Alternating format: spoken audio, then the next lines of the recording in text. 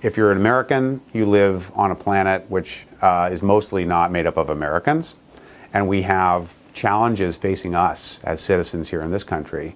Global climate change, for example, global disease pandemics, and many other things as well that we can't do alone, that must be addressed as a global community. For us to do that, we need the strongest, most confident, most compatible China we can have.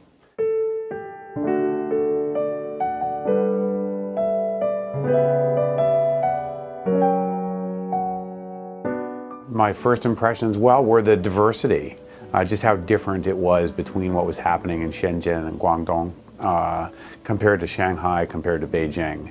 And just such a different situation in different parts of the country.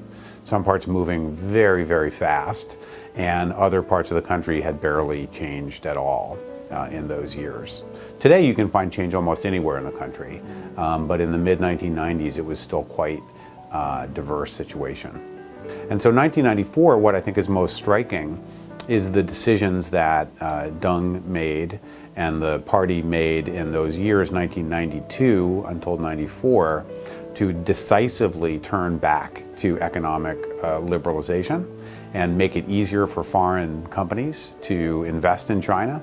So in those mid-1990s years, you start to get very significant amount of foreign direct investment coming into China and changing the way that the marketplace was working. I think that's really what's most notable about those years, that decisive internationalization and opening up to foreign participation.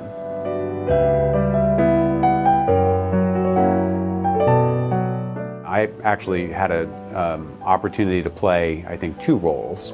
First, as a think tank analyst.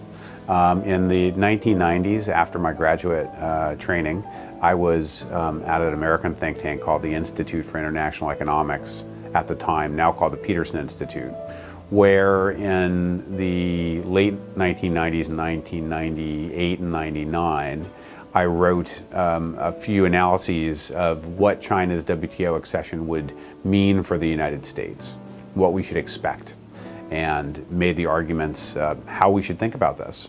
Fortunately for me, President Clinton came to be aware of these things I had written and reached out through his staff to ask me to come in and join the administration for the final year of his presidency in order to help finish the accession process.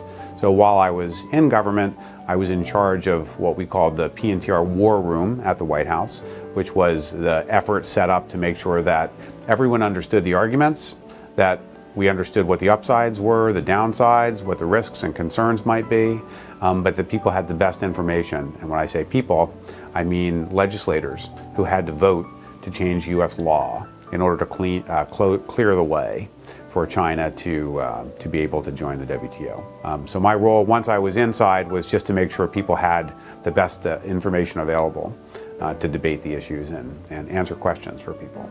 I can say for certain that no one knew for sure that it was going to be possible to successfully complete this process. But I think we made the arguments as well as we could. We pointed to just how much reform and change was taking place in China as the main reason why the U.S. should embrace this process and work with China to keep it on track, keep that reform going in a liberal direction, and see what could be done through engagement, which was the argument at the end of the day, that we were better off engaging than trying to contain or resist China's aspirations to be a bigger part of the world economy.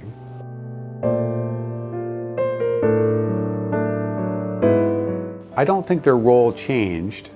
They were playing a stabilizing role because China was reforming and opening up opportunities for foreign participation, not just for 1 year, but in a way that was allowing major multinational corporations to make investments into the future of China based on an expectation about the opportunities they would have 3, 5, 10, even 20 years down the road.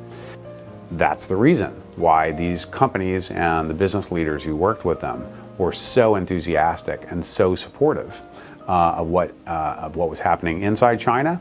And they worked so hard, as economists like myself did as well, to advocate on behalf of a policy of engagement and strategic patience. We knew that the right policies were being made. We just needed to make sure we could wait for the positive benefits and effects of those policies to show up, to play through. They have a legal responsibility to make their judgments, including their government affairs and their lobbying back home, based on what's good for the company. And if it's good for the company to advocate for an engaging, stable, better relationship with China, they'll do that.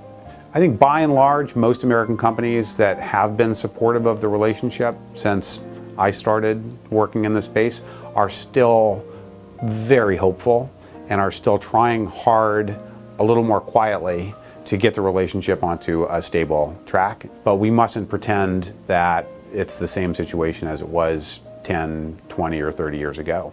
I think the most important lesson is that with trust, anything is possible.